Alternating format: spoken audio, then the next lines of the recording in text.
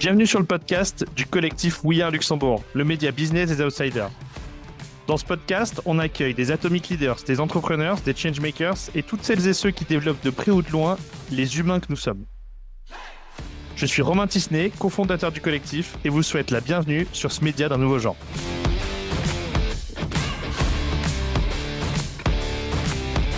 Bonjour à toutes et bonjour à tous et bienvenue dans le podcast de We Are. Aujourd'hui, on a David avec nous pour nous parler d'emploi et d'IA. Salut David. Salut Romain. Écoute, super content de t'avoir avec moi, David, parce que en fait, on est en train de faire la première version. Alors, on avait le podcast Atomic Leaders, qui est devenu le podcast de We Are, et on s'est dit qu'on allait ouvrir un peu les profils et les thématiques, et qu'on allait créer une catégorie Skills Expander pour aller se mettre au contact des gens qui travaillent sur tous ces sujets, des compétences, etc. Et donc, en fait, on va faire un galop d'essai ensemble pour cet épisode, pour parler de compétences. Ça te va? Eh ben, je suis ravi d'être votre galop d'essai. Super. Alors, pour te donner toujours un peu les règles, hein, que ceux qui nous écoutent connaissent, ça va durer à peu près 40 minutes. On essaye de donner un maximum de réponses et de valeur à ceux qui nous écoutent. S'il y a une question qui ne te va pas, tu peux poser un joker, mais ils sauront quel joker tu as posé. Ça va pour les règles du jeu? Ça marche, c'est bien noté.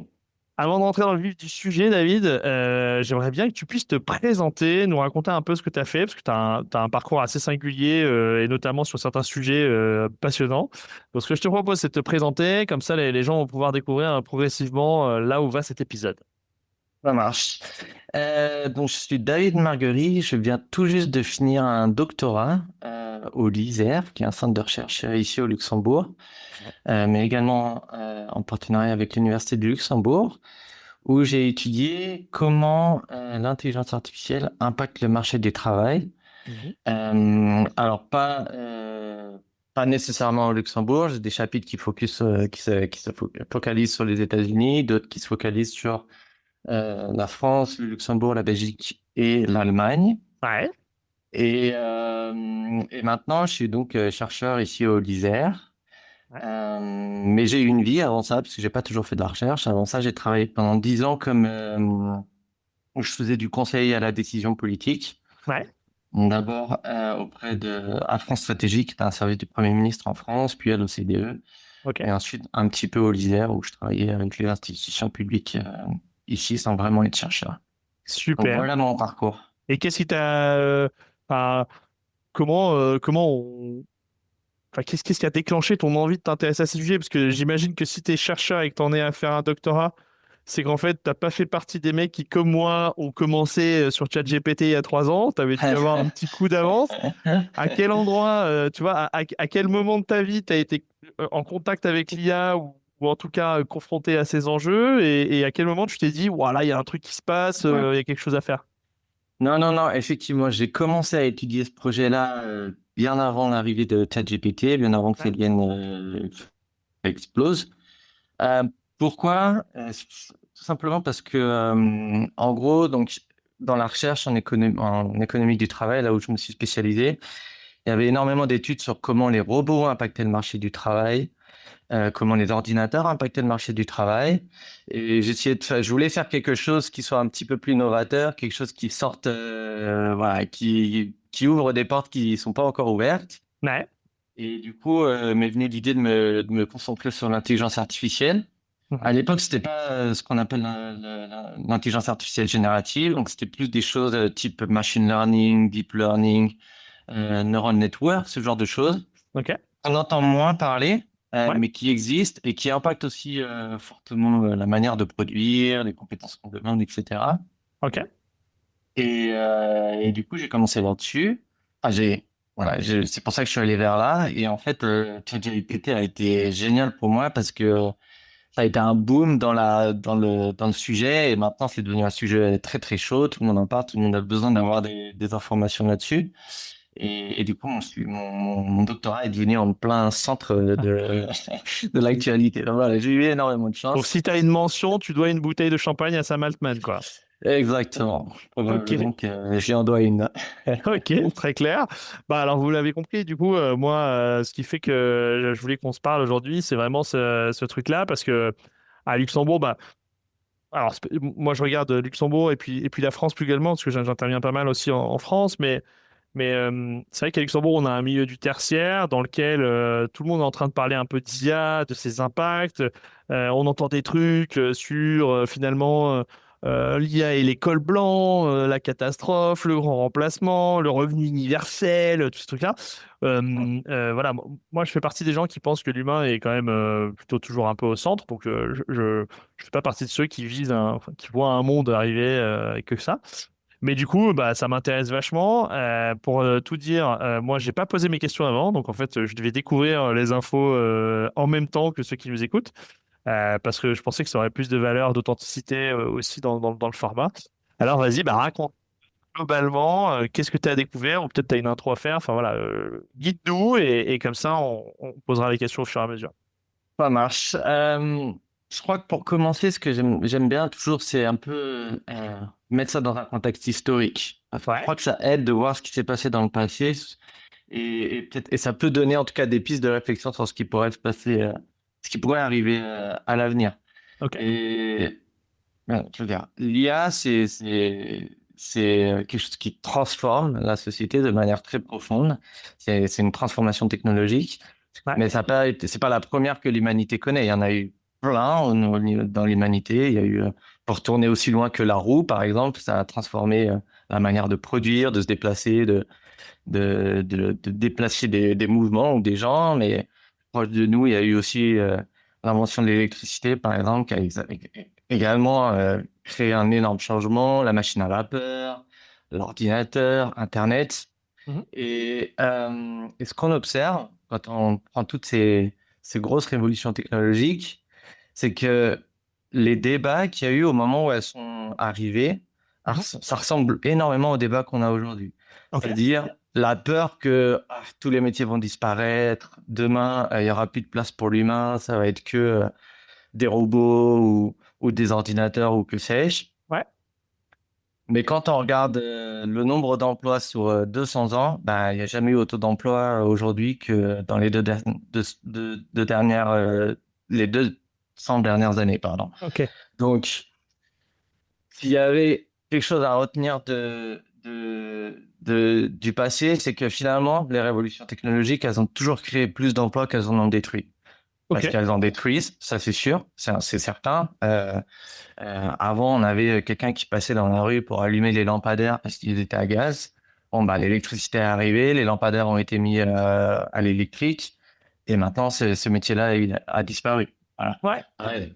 Avant qu'il y ait distributeur automatique de billets, bah, il y avait quelqu'un dans la banque qui vous recevait, qui vous distribuait vos billets. C'était un métier à plein temps. Ouais. Bon, bah, maintenant, ce métier-là, il n'existe plus. On va directement au distributeur automatique de billets et on a l'argent qu'on souhaite avoir. Donc, Ouais. il y a des métiers qui disparaissent, mais il y en a plein qui sont créés. Et ça, pour comprendre le phénomène, il faut voir comment en économie, on comprend un métier. Nous, pour nous, un métier, c'est souvent on le décompose comme un ensemble de tâches. Mhm. Donc, par exemple, un boulanger, bah, il va avoir plusieurs tâches. Il y en a une, ça va être de, je sais pas moi, pétrir sa pâte. Ensuite, ça va être de mouler ses baguettes, cuire ses baguettes. Ça va être aussi de vendre son pain, donc une tâche qui n'a rien à voir. Ça va être probablement de faire de la comptabilité également, plein de Mhm. choses comme ça. Et quand on a une révolution technologique, souvent, ce qui arrive, c'est que ça va impacter ces tâches-là de manière différente. Donc, on a certaines tâches qui vont être automatisées. Donc, avec les robots, par exemple, le boulanger, avant, il pétrissait sa pâte à la main. Maintenant, il a un robot qui va pétrir sa pâte à sa main, à sa place. Ouais. Donc, ça, c'est super parce que ça va lui permettre de dégager du temps sur d'autres tâches, par exemple. Ou Ouais. du coup, l'humain va être, va être plus productif. Donc, où Mhm. l'humain aura un avantage comparatif par rapport aux robots qui ne sont pas capables de faire ces tâches-là. Je vous arrête une minute au milieu de cet épisode pour vous demander un mini-service. Smedia, c'est le projet d'un groupe qui travaille dur pour créer des super contenus. Alors pour nous encourager, vous pouvez faire deux choses. D'abord, abonnez-vous à la newsletter et à la page LinkedIn. Pour vous, c'est juste un clic, mais pour nous, ça change absolument tout. Deuxième chose, si vous avez aimé l'épisode, ça serait sympa de le partager avec une ou deux personnes de votre choix que ça pourrait intéresser. Ça nous aide aussi à nous faire connaître. Merci beaucoup pour votre aide et je vous laisse avec notre invité.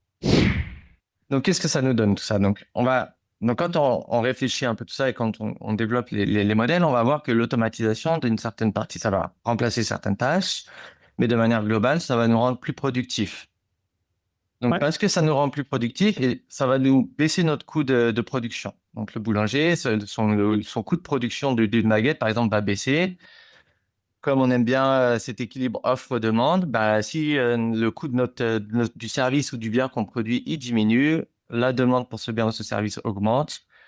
Du coup, tout ça crée Plus de gens ont des... mangé du pain. Voilà, plus de gens vont manger du pain, il va y avoir plus de demandes, du coup, je vais devoir augmenter ma production, ce qui va aussi probablement devoir se répercuter en, bah, je vais devoir embaucher du monde parce qu'il va falloir produire plus, etc. Mhm. Ok, oui, On donc, a ce donc phénomène de... l'hypothèse, c'est de dire, si j'ai mon équipe d'offres et de demandes, c'est-à-dire, en fait, j'aime bien l'idée qui est de dire, si je décompose en un montant de tâches et que je décollecte le côté travailleur-emploi, mais que je regarde juste un emploi comme un métier, comme le nombre de tâches, et que j'applique le grand mécanisme offre-demande, et c'est vrai que je réfléchis pendant que tu parles. Euh, quand le coût de production d'une voiture a baissé, on a eu plus de voitures. Exactement, ça Et marche donc toujours comme ça. mécaniquement, on a eu quelque chose qui était de l'ordre de... Tout le monde s'est mis à consommer quelque chose qui était devenu accessible pour un prix Exactement. inférieur. Exactement. Et du coup, pour répondre à cette demande, eh ben, il faut embaucher. Parce que, OK, Ouais. le robot, il nous aide, mais il va pas suffire à répondre à toute cette demande supérieure. Donc, Ouais. on va embaucher des humains. Donc, ça va créer de l'emploi. Donc, ça, c'est le premier effet de l'automatisation, du développement technologique. Le deuxième, et ça, c'est historiquement, c'est l'effet qui a été le plus fort, et c'est ce qui explique qu'aujourd'hui, on a autant d'emplois, c'est qu'il y a plein de nouveaux métiers qui sont créés. Il y a Mm. énormément de métiers qui sont créés grâce à les révolutions technologiques, des métiers Ouais. qui n'existaient pas avant. Alors aujourd'hui, avec l'IA, on commence tout juste à le voir. Voilà, il va y avoir tous les métiers autour des prompt engineering, par exemple, tous les métiers qui vont permettre de, bah, l'IA, ça doit être entraîné sur des données ou il y a des personnes qui vont labelliser, c'est par exemple des images. Voilà, est-ce que ça c'est un chat, est-ce que ça c'est un chien, est-ce que ça c'est une voiture, pour entraîner l'IA à reconnaître ces images. Ça, c'est un nouveau métier, par exemple. Ça n'existait pas il y a 10 ans, ce métier-là. Ouais. Et on a toutes sortes de métiers comme ça qui existent. Pour le moment, c'est surtout des métiers vraiment dans le domaine de- des data science ou des computer scientists. Ouais. Mais avec le développement de l'IA, ça va se propager et ça va créer plein de métiers dans plein de domaines différents. Et ce qu'on observe, c'est que ces nouveaux métiers-là, ils explosent et il y a une demande qui va devenir très forte parce que si ces métiers sont créés, c'est-à-dire que la machine ne peut pas le faire, donc l'humain, il a un avantage comparatif très fort là-dedans. Et T'as des du coup, exemples là-dessus enfin, ou des idées, Euh, parce que tu peux peut-être pas tout anticiper, mais tu vois, je vois bien la partie prompt engineering, la partie IA, machin. J'ai pas, enfin, j'arrive pas bien à voir. J'ai entendu un truc intéressant sur la robotique. Il disait, ça va développer, ça va créer un nouveau métier de Human Safety Manager, c'est-à-dire comment je m'assure que le robot il tue pas son client. ouais, T'as voilà. d'autres images ou ce genre d'exemple? Oui, alors par exemple, alors sur l'IA maintenant tout de suite, voilà, c'est surtout des trucs de prompt Voilà, c'est ça. engineering, de machine learning, d'entraînement d'algorithmes. Pour le moment, c'est surtout ces exemples-là qu'on voit. Mhm. Mais si tu réfléchis à des révolutions technologiques plus anciennes, bah oui, il va y avoir par exemple, bah, si tu as des machines, des robots donc, qui Mhm. s'installent dans ta ligne de production, bah, va falloir quelqu'un qui installe ces robots. Peut-être que ça Ah ouais. n'existait pas avant, hein. Si tu vois, il n'y avait pas de robots. Paramétrage de l'installation. Voilà. Paramétrage, quelqu'un qui va les entretenir, quelqu'un qui va bah, du coup vérifier la qualité du travail du robot, par exemple. C'est pareil, ça n'existait pas avant. Il y a plein d'exemples comme ça. Ok. Dans chaque domaine, on voit des métiers qui apparaissent et qui sont liés à ces révolutions Mhm. technologiques. C'est vraiment Ouais. très. Il y a Oui, une comme le équipe. mec qui a changé les pneus au moment où on a inventé la voiture et qu'on a arrêté les calèches, quoi. Exactement. Ok, ouais, Exactement. d'accord. Donc, du coup, tu dis, étape numéro un, a priori, il y a un mécanisme de demande et donc le truc fait qu'on va consommer plus, etc. Étape Exact. numéro 2, job périphérique autour Voilà. de Ouais. ce nouveau besoin, en fait. Voilà. Pour que ça Exactement. marche, il va nous falloir des gens en plus et différents. Exactement, exactement, c'est exactement ça. Et après, la question, en gros, ces modèles-là, théoriques, ils sont très bien appliqués sur les révolutions technologiques précédentes. C'est la question maintenant, c'est est-ce que ça va marcher? Est-ce que ça va expliquer la révolution IA? Probable, peut-être, peut-être pas. Pourquoi peut-être pas? Parce que jusqu'à présent, la révolution technologique, elle permettait de remplacer des tâches qui étaient assez précises. C'était des Ouais. tâches qu'on pouvait facilement codifier. Si on pense au robot, par exemple, ou à l'ordinateur, c'est des tâches sur lesquelles, voilà, il y avait un ingénieur informatique derrière qui pouvait dire, bah voilà, euh, si c'est A, ensuite ça va être B, ensuite ça va être Mhm. C, et c'est très facile de coder. Ce qui Mhm. était difficile à faire, ce qui était impossible, et ce qui était impossible à coder, en tout cas, c'était toutes les tâches plus cognitives Mhm. où là, on avait vraiment besoin de réflexion, où c'est jamais le même, on suit jamais La même séquence. la même séquence. Et là, du coup, il faut beaucoup d'adaptabilité. Et ça, jusqu'à présent, c'était pas possible de les faire par des ordinateurs. C'est là où Ouais. l'humain, du coup, était devenu très fort. C'est pour ça qu'on a vu observer ces dernières années une explosion de la demande de compétences en compétences sociales, par exemple, ou interaction entre les humains. Ouais. Parce que justement, les robots étaient, ou les machines ne savaient pas faire ça. Maintenant, l'IA sait faire ce genre de choses. Parce que Mhm. l'IA, alors c'est pas vraiment de l'intelligence, mais en tout cas, arrive à suivre des séquences euh, qui varient, qui ont besoin Ouais. À plusieurs variables, plus complexes en tout cas. Exactement, exactement. Et donc, Ouais. la question, c'est comme maintenant, l'IA peut remplacer une, euh, un très très large éventail de tâches. Est-ce que Mhm. ça fait que ça va être complètement différent des révolutions, des précédentes révolutions, qui se focalisaient davantage sur des tâches plus précises? Ok, donc en fait, le petit doute résiduel qui est finalement, là où avant on était sur un truc un peu mono, c'est-à-dire un truc simple à codifier, etc. Là, du coup, comme on est sur du multiséquentiel, il y a un doute sur est-ce qu'il va y arriver ou il y a un doute sur ça va prendre plus longtemps parce que plus complexe. Exactement. Ouais. Ok. Voilà. Et donc, pour le moment, il n'y a pas de réponse claire. Ouais. Après, ce que nous, on voit dans les recherches, en tout cas, ce que moi je vois, ce que les collègues voient, il y a énormément de bruit, bien évidemment, parce c'est très vivant. Il y a toutes les semaines, il y a une nouvelle étude qui sort. Euh, pour le moment, il semblerait pas qu'on aille vers un chômage massif. On voit pas OK, il y a eu toutes ces annonces là qui ont été faites par les GAFAM disant qu'il y avait voilà, des milliers de jobs Revenu qui étaient universel. supprimés. Voilà, et le revenu universel, on pourra probablement y revenir plus tard parce que ça va rentrer dans l'équation si effectivement, on y reviendra plus tard. Vas-y, vas-y, je veux pas spoiler parce que je sais pas où tu Euh, vas. mais pour le moment, en tout cas, on observe dans les données, on voit pas de réduction de l'emploi massif à cause de l'IA. Ok. Malgré les annonces qui ont été faites, il y a énormément d'études qui commencent à essayer de comprendre, OK, est-ce que ces licenciements ont été commencés juste avant l'arrivée de ChatGPT? Mhm. Est-ce que c'est vraiment arrivé après ChatGPT? Est-ce que c'est pas d'autres facteurs qui expliquent ces Ok. licenciements? Il semblerait, en tout cas, moi j'aurais plutôt tendance à croire que c'est pas tout à fait l'effet de ChatGPT. Il y avait d'autres phénomènes, notamment pendant le Covid, les entreprises de la technologie ont embauché énormément de monde et probablement qu'il y a eu un ajustement qui a été besoin à faire Mhm. et que l'IA était une bonne sorte d'excuse pour faire cet ajustement de manière à ce que ça choque pas trop la population. Mhm. Euh, Ok. il y a plein de choses comme ça qui expliquent que on n'observe pas. En tout cas, l'IA peut être utilisée comme un prétexte pour des actions de licenciement massives qui seraient drivées par Ouais, d'autres objectifs.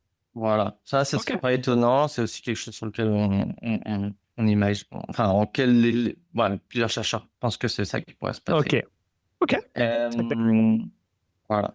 Super. Et, Qu'est-ce que tu as trouvé d'autre? ok. Non, voilà. Donc, Ah non, chose si t'as, sauf si t'as un pardon. autre. Non, non, non. Donc, moi, ce que j'ai trouvé, donc, j'ai une de mes études qui se focalise vraiment sur les États-Unis, où je regarde l'effet de l'IA sur l'emploi, la création de nouveaux métiers et les salaires. Ouais. Donc, ce que j'observe, c'est que tout de même, les emplois faiblement qualifiés vont, en tout cas, sur la période que j'observe, donc 2015-2022, Mhm. avant ChatGPT, mais je pense que la tendance va se poursuivre après, c'est que les emplois faiblement qualifiés sont plutôt négativement impactés. Ok. Ça détruit tout de même des emplois, ça réduit les salaires Tout secteur pour le confondu? moment. Je Je sais pas si t'as cette regarde, variable-là. non, pour le moment, je Ok. regarde tout secteur confondu. Ok. effectivement, dans un second temps, j'aimerais essayer de me focaliser sur certains secteurs, voir où est-ce que, qu'est-ce qui Ouais. mène ces résultats-là. Mais pour l'instant, c'est tout secteur confondu.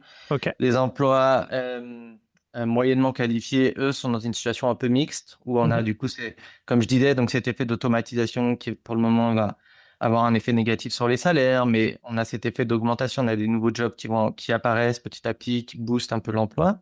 Mhm. Et sur les salariés ou les emplois hautement qualifiés, on a plutôt un effet positif de l'IA pour le moment, parce que Ok. j'observe.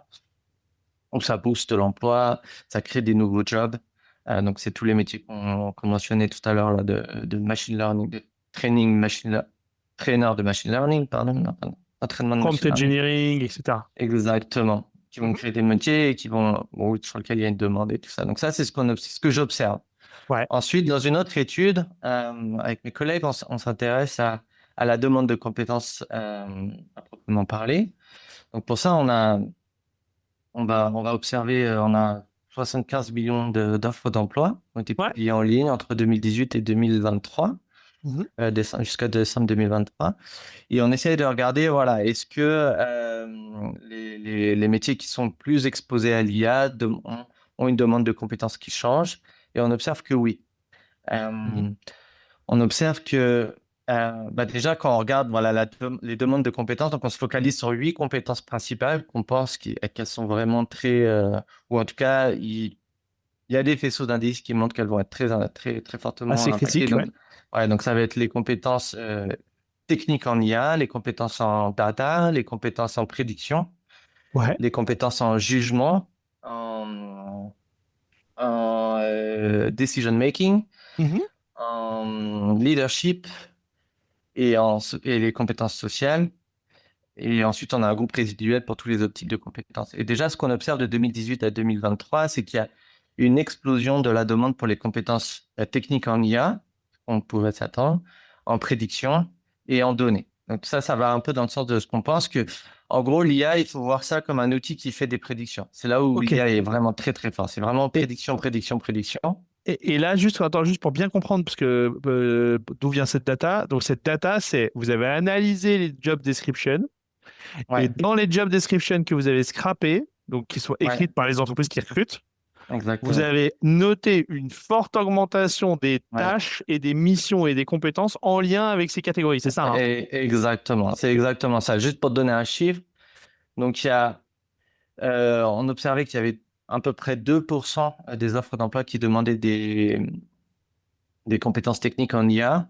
Ouais. Et sur notre période, donc de 2018 à 2023, ça a augmenté, cette demande-là, pour ces compétences-là, elle a augmenté de 30%. Donc, tu vois, c'est quand même énorme. C'est Un job vraiment. sur trois a au moins un bullet point dans lequel il y a écrit IA, data, quelque chose. Non, non, c'est-à-dire que de 2%, on est passé à 2,6%, si tu veux. Ah, ok, Tu pardon, vois. je vois. Ok. Donc, ça reste minime, mais Sur le ça reste une. volume, oui, mais Ouais. tout secteur confondu, tout job confondu, donc c'est énorme. Exactement. Ouais, donc Ok, c'est énorme. C'est des progressions qui sont énormes. Et ok. sur les compétences en prédiction, donc Mhm. vraiment le domaine dans lequel il y a été, c'est pareil, on observe c'était pas 30%, mais c'est peut-être 20%, je me souviens, j'ai pas le Ouais, chiffre exact en tête, mais c'est pareil, c'est assez énorme. ok. Donc on voit très bien on va vers ce type de groupe de compétences où on va à la fois avoir besoin de compétences très techniques, Mhm. IA, data par exemple, prédiction. Enfin, ce que disent nos résultats, c'est que du coup, on va avoir besoin de ces compétences très techniques, donc IA, prédiction, data, Mhm. et on va avoir besoin de compétences complémentaires à ces compétences techniques, donc des compétences qui vont nous permettre de, de, de, de prendre ces compétences techniques et de les analyser. Donc, par exemple, Ok. on observe que quand les jobs demandent voilà, des compétences en IA, en data, bah, ils vont aussi davantage demander des compétences en jugement, par exemple. Bah, Mhm. parce que, tu vois, on va avoir notre modèle qui va nous dire quelque chose. Par exemple, tu vas prendre ChatGPT, tu vas lui demander d'écrire ton document. Bah, toi, derrière, il va falloir que tu sois capable de juger ton document, savoir est-ce qu'il est bon, est-ce qu'il est correct, euh, Ok. est-ce que je dois voilà, si je dois le modifier, si oui, de quelle manière, etc. Donc, on observe voilà, que ces compétences d'IA, data et prédiction vont de pair avec ce qu'on appelle des compétences complémentaires vont être le jugement, decision making et leadership. Ils Ouais. vont vraiment aller tout ça ensemble. Et un point qui est assez, qui est nouveau, en tout cas, ce qu'on n'observait pas euh, dans les révolutions technologiques précédentes, et que nous, on observe dans notre recherche, c'est que les compétences sociales auraient tendance à être moins demandées. Ah, C'est-à-dire, ok. Donc, du coup, tu ouais, dis, est-ce que tu mets dans les compétences sociales, tu arrives à. Enfin, je sais pas si tu as de la ce granularité, mais si tu serait, as des exemples. ouais, ce serait vraiment les relations entre individus, Ok. entre Donc, salariés. toute Voilà, la vraiment partie soft interagir. skills, Exactement. communication, interaction, Exactement. collaboration, coordination, tout ça. C'est exactement ça. C'est Ouais. exactement ça. Elles auraient tendance à diminuer, ça c'est marrant, parce que comme ça, Ça, c'est nouveau. spontanément, j'aurais dit l'inverse. Ouais, ça, c'est tout à fait nouveau. Comment nous, on est toujours en train de, voilà, De d'essayer de vérifier, ouais. comprendre ce résultat-là qui est vraiment très nouveau et très contradictoire par rapport à ce que jusqu'à présent on observait. Ce qu'on ex- Voilà, pour te donner un exemple concret, comment nous on l'explique, c'est, bah, voilà, par exemple, maintenant qu'il y a il y a ChatGPT ou n'importe quel LLM, bah, c'est vrai qu'il y a plein de questions qu'avant on allait poser à nos collègues, on ne les pose plus à nos Ah. collègues, mais on va les poser à ChatGPT directement. Et on va lui Mhm. dire, hey, écoute, qu'est-ce que tu penses de ça? Et voilà, j'ai besoin d'infos là-dessus. Bah, au lieu d'aller voir ton collègue qui était spécialisé dans ce sujet-là, peut-être d'abord tu vas aller demander à ChatGPT et Mais juste pour revenir là-dessus, parce que le dataset sur lequel tu extrapoles ce truc-là, c'est quand même les job descriptions. Donc ça voudrait dire en substance que la cote-part de soft skills incluse dans les job descriptions publiées ouais. baisse. Ah ouais, voilà, aurait Ok. tendance à baisser. Toutes choses égales par ailleurs. En Ouais. économie, on aime bien travailler toutes choses par égales par ailleurs, c'est-à-dire qu'on fait en sorte que tous les métiers soient les mêmes, que tout, Mhm. euh, Ok. que c'est un niveau de compétence, un niveau d'expérience équivalente, un niveau de, Ça veut euh, dire que les employeurs, quand ils écrivent les job descriptions, ils ont soit un biais, soit une intention, on ne sait pas encore si c'est volontaire ou si c'est juste un biais à date, qui est d'imaginer que le hard skills technique est peut-être plus important que le soft skills relationnel. exactement, Ok, exactement. En tout cas, c'est ce que vers ça qu'on tend, vers ça qu'on voit. ok, Et voilà, le troisième sujet d'étude sur lequel qui est dans mon doctorat que j'étudie, c'est en lien avec ça, justement, avec cette demande de compétences, et on regarde si l'IA affecte la manière dont les étudiants choisissent leur filière d'études à l'université. ouais. Et là, est toute la question de dire, bah, OK, est-ce que on va vers un mur où on aura un skill gap qui est énorme parce que il y aura les employeurs auront besoin de certaines compétences, mais les étudiants dans des filières qui amènent pas ces compétences. Donc, c'est la question Ah qu'on se oui, pose. ok. On voit il semblerait que non, puisqu'on voit que les étudiants répondent au développement d'IA sur le marché du travail. Donc, ils anticipent les effets de l'IA sur le marché du travail. Mhm. Et on observe qu'ils ont tendance à aller vers les filières Ils répondent aux skills que tu as vu dans ton pilier 2. voilà, exactement. Ou en tout cas, il y a une demande qui va naître ou qui sera là, ici, dans quelques années. Ok. Et Et du alors là, coup, juste pour bien comprendre, ces étudiants-là, enfin, on parle de quels étudiants, c'est-à-dire comment tu les traques, comment tu traques leur choix d'orientation, c'est ouais, des bacheliers, c'est quoi? non, alors c'est ça. Donc là, nous, là, on est sur les États-Unis, Ok. parce qu'on malheureusement, on n'a pas pu trouver de T'as pas de données cata. ouais, en Europe. Donc, on est sur les États-Unis et ce qu'on regarde, c'est les étudiants qui sont diplômés de bachelor. Ok. Malheureusement, on peut pas aller plus haut. On aimerait bien essayer de Oui, t'as pas voir de ensuite pour le dataset. master. Ouais, c'est difficile. En tout cas, il faut des datasets très particuliers, ce qu'on n'a Mhm. pas. Mais au moins pour les bachelors, on voit que la manière dont ils choisissent leur domaine d'études, ça répond à, voilà, est-ce que le domaine d'études va m'emmener vers des métiers qui sont augmentés par l'IA? Ouais. Alors, on observe que oui, il y a un effet positif, ça les attire davantage que Ouais. par les métiers qui sont automatisés par l'IA, où là, les étudiants ont tendance à fuir ces filières-là. Ce qui est intéressant, c'est que dans le système américain, et là, c'est une question plus métaphysique à laquelle on pourra pas répondre, mais dans le système américain, c'est l'élève qui mixe les matières sans aucune contrainte. C'est-à-dire, quand il arrive à son bachelor, il a le droit de prendre IA, français, Ouais, couture, etc. Là où nous, on va être dans un système où tout est déjà un peu pré-packagé. Et c'est là qu'à mon avis, ouais, on va avoir une vraie différence. Par contre, tu dis, quand les élèves ont le choix, ils vont plutôt là, donc il y a une forme de, enfin, ce qu'on peut imaginer, c'est qu'il y a une forme de réflexion à leur niveau quand ils Exact. choisissent les matières en se disant, je vois où le vent tourne. Exactement, exactement, Ok. exactement. Et je pense que c'est de... Alors, j'aimerais justement avec des collègues, on essaie de monter un projet pour étudier la même question en Europe ou en France en Ouais. tout cas.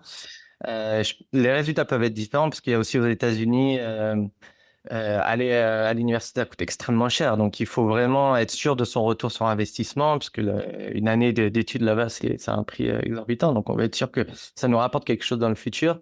Dans Ouais. un pays comme la France, par exemple, où à l'université, les frais d'inscription sont relativement faibles, Ouais. peut-être que le challenge, il est un peu moins important. Peut-être que le retour sur Ah. investissement, les étudiants, ils le considèrent peut-être Ouais. un peu moins. C'est possible. C'est une hypothèse. Bah, J'ai en tout cas, il y aucune. a une hypothèse qui est de dire ils sont attentifs à ce qu'ils choisissent parce qu'il y a un coût qui justifie un ROI plus élevé. Là où Ouais, quand c'est gratuit, il y a peut-être moins la pression de bien choisir. voilà. Voilà. Peut-être que les étudiants, dans ces cas-là, choisissent davantage en fonction de leurs intérêts que Ouais. ce que ça rapportera dans le futur. C'est possible, je ne sais pas. Peut-être si on Ouais. arrive à faire notre projet, on se donnera rendez-vous dans un an, quelque chose comme ça, Avec pour plaisir. Ouais. avoir les premiers résultats. Ok. Mais voilà, en tout cas, euh, Les que trois grandes j'observe dans conclusions que mon... tu as Ouais, dégagées dans ton doctorat. exactement, ouais. Ok, et tu as Et parlé tout à l'heure des US et non-US, du coup, à quels endroits, enfin, du coup, tu as commencé par les US et maintenant tu attaques les non-US, ou tu as des endroits où tu as des zooms spécifiques ou des différences ou... non, alors ouais, tout dépend des données, où est-ce que j'ai mes données. Ah, bien Donc, sûr. quand je peux, j'essaie de faire pas sur les US parce que je trouve ça aussi plus facile d'étudier les pays dans lesquels je vis parce que je Ouais, connais comment ça fonctionne le système, donc c'est plus facile. Par contre, il y a assez peu de données. On a aussi le fait qu'aux États-Unis, ils sont quand même très précurseurs et ouais. c'est une nation de la technologie. Quand on regarde les enquêtes, il y a les entreprises qui adoptent l'IA sont beaucoup plus importantes, sont beaucoup plus nombreuses, en tout cas aux États-Unis qu'en Europe. Donc, ce qui est l'avantage en étudiant les États-Unis, c'est qu'on peut déjà avoir des effets et on imagine que ces effets-là, ils seront probablement assez proches en Europe. Mhm. On n'a pas tout à fait le même cadre. Bien sûr, en Europe, il y a le RGPD, il y a des règles qui font que Ouais, bien sûr. l'IA est utilisée de manière un peu différente, mais tout de même, je pense que Oui, puis il y a une les façon grandes... de suivre, enfin, de se suivre l'un l'autre qui est un peu peut-être différent si tu compares à des pays comme la Chine ou d'autres, où là, il y a eu d'autres peut-être, enfin, des différences culturelles qui font Ouais, des choses différemment. exactement, exactement. Ok. Est-ce qu'il y a d'autres, parce qu'après, moi, je vais essayer de te cuisiner un peu sur tes convictions sur le futur, hein, mais au niveau de ta recherche déjà, est-ce qu'on a fait le tour déjà de ce que tu as à date réussi à étudier, observer? Oui, ouais, je pense qu'on a Ouais. déjà fait pas mal de Ah, temps. Ouais. enfin, moi, tu vois, donc, ce que je retiens, déjà, pour faire un petit checkpoint là, au mi-épisode, qui est de dire, quelque part, on a tous très peur, mais historiquement, on sait que ça crée plus d'emplois parce que drivé par l'offre et la demande et drivé par les nouveaux métiers qui émergent. En substance, les entreprises d'un côté ont l'air d'avoir compris que ça va les impacter et d'avoir pris une action dans la façon de définir les profils qu'ils recherchent. Et de Exactement. l'autre côté, a priori, les élèves n'ont pas raté le train, ils ont vu que le vent tournait, etc. Donc déjà, Exactement. on a écarté l'hypothèse de tout le monde rate un truc énorme et on va au crash. Normalement, oui. En tout cas, ce qu'on observe Voilà. jusqu'à présent, c'est ça. C'est Voilà. exactement C'est que ça. les deux bougent et à peu Ouais, près dans le même sens, donc on exactement. n'a pas des skis qui divergent, on a des skis qui restent Exactement. parallèles. Exactement. Exactement. Maintenant, ouais, vas-y. Non, alors du coup, la question, ça va être pour ceux qui sont déjà en emploi, qui eux vont être Ouais, impactés. Bah, eux, il y a quand même des métiers il y a quand même des métiers qui vont disparaître, ou en tout cas la demande pour laquelle la demande va réduire.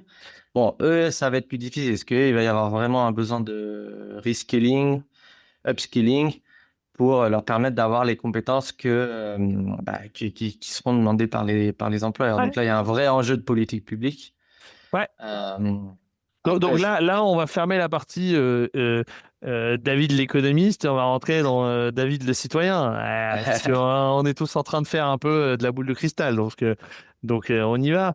Toi qui baignes un peu dans ces trucs-là, en fait, si quand tu extrapoles le truc et tu fais des hypothèses, et attention, ces hypothèses, on va les documenter, parce qu'en bon chercheur, on documente. On est le Mhm. 19 juin 2026. Donc, on est le 19 juin 2026. Si quelqu'un écoute cet épisode dans 10 ans, il sait à quel moment on se positionne. Ouais, Toi, à ce moment-là, en se disant que si tu fais les mauvais pronostics, on t'en voudra pas, puisque on est bien dans un cadre où là, on fait de l'idéation.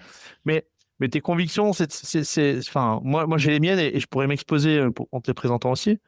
Mais c'est quoi en fait, enfin, c'est quoi les grandes alternatives, les grandes hypothèses et en plus, je crois que t'es papa et bientôt encore pour ouais. tes enfants, tu vois, quand tu te mets dans cet échange temps-là, tu te dis qu'il va se passer quoi au fond de toi? Bah, moi, je suis pas spécialement inquiet pour le futur de Ok. mes enfants. Je pense qu'il y aura toujours des emplois, il y aura toujours des demandes, il y aura toujours des gens qui voudront consommer. Mhm. Et je pense que je crois pas trop à, voilà, un futur où l'humain ne travaille plus et ne fait Revenu plus rien. universel, on n'y croit pas. Je, le- je veux dire, je trouve l'idée du revenu universel très intéressante. Ouais. Je trouve que en fait, le revenu universel, ça peut être intéressant dans un cadre où on aurait vraiment tous les emplois qui disparaissent, donc Mhm. les humains ont quand même besoin d'un revenu. Là, ça serait des revenus qui seraient pris sur le capital, parce que ça voudrait dire que c'est les machines qui travaillent Ouais. pour nous, donc il faudrait taxer le capital de manière suffisamment importante pour ensuite le C'est ça. redistribuer aux individus. Sachant il faut se rendre compte des sommes qu'on dit, parce que aujourd'hui, le salaire médian au Luxembourg, je pense que ça doit être 4 000 euros brut, quelque chose comme ça. Ouais. 4 000 euros brut fois 600 000 personnes, ça Mhm. fait énormément d'argent. Et Ouais. ça, c'est pour le Luxembourg. Si on parle pour des pays à plusieurs millions, comme la France, à 70 millions d'habitants, Ouais. ça fait des montants extrêmement massifs. Donc, c'est difficile à mettre en place parce qu'il faut des transferts de montants qu'on ne connaît pas. Enfin, aujourd'hui, les prélèvements, c'est pas autant que C'est-à-dire qu'en ça. fait, ça présupposerait qu'on fasse du on-off du jour au lendemain sur un Ouais, monde avec du capital qui produit en masse suffisante, alors qu'on sait tous que, exactement. ne serait-ce que pour faire monter ce capital dans des volumétries de production comme celle-là, ça va prendre 20 ans, Ouais, quoi. exactement. Donc, mais ça peut être intéressant. Il y a le prix Nobel d'économie pas le dernier, donc le dernier, c'est Philippe Aguillon, un Français qui travaille beaucoup sur ces thématiques-là, mais celui encore d'avant, Daron Acemoglu, lui, il a une vision assez pessimistique de l'IA. Il pense qu'il va y avoir quand même pas mal de... Lui, son point, c'est de dire il va y avoir quand même pas mal de jobs qui vont disparaître. Et en plus, l'IA est détenue par quelques entreprises qui ont énormément de pouvoir, donc typiquement les GAFAM. Et lui, il dit, bah, par exemple, ça va poser un problème de redistribution parce que les revenus qui vont être générés par l'IA vont aller dans les GAFAM et vont pas être redistribués Hmm. au Ça niveau de va la être capté société. par les GAFAM. Ouais, exactement. Alors lui, il parle pas, par exemple, de revenu universel. Je pense que c'est Mhm. pas dans son credo. En tout cas, je l'ai jamais entendu en parler. Mais par contre, il dit, voilà, et ce qu'il va falloir, c'est vraiment des contre-pouvoirs très forts. Mhm. Et du coup, il remet un peu sur le devant de l'actualité. C'est marrant, la syndicalisation, en disant, bah, il va falloir des syndicats très forts.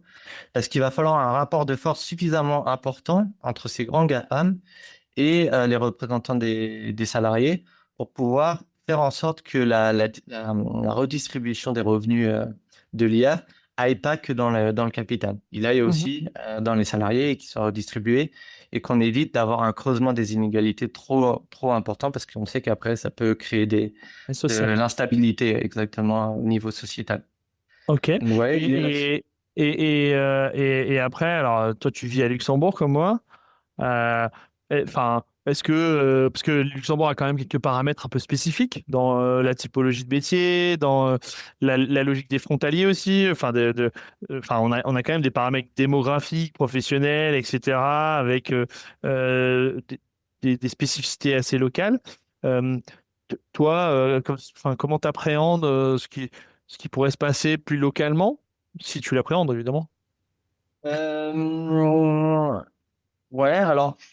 Ce que moi, je peux te dire déjà, alors, déjà, peut-être, ce que nous, on observe, j'ai des collègues qui ont mené des études là qui ont comparé l'adoption de l'IA entre la France, Ouais. l'Allemagne, le Luxembourg et la Belgique. Et c'est assez intéressant parce qu'on observe que Il y a davantage d'entreprises qui adoptent l'IA au Luxembourg que dans les 3 autres pays. Donc, on est assez leader dans ce domaine-là. C'est mon idée là-dessus.